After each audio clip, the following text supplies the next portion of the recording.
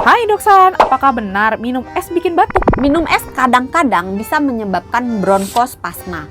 Bronkospasma itu adalah penyempitan saluran pernapasan yang secara alami dialami oleh tubuh ketika udara dingin masuk ke dalam saluran pernafasan. Reaksi ini pada beberapa orang bisa memicu terjadinya batuk. Tetapi sebenarnya tubuh kita mempunyai mekanisme untuk menghangatkan makanan atau minuman dingin yang dikonsumsi sehingga menjadi sama suhunya dengan suhu tubuh kita. Kalau terjadi batuk, kemungkinan lainnya adalah adanya virus dan kuman yang masuk di dalam bahan baku pembuat es. Virus dan bakteri yang masuk bisa menyebabkan infeksi saluran pernafasan. Nah, infeksi inilah yang menimbulkan gejalanya, salah satunya adalah batuk.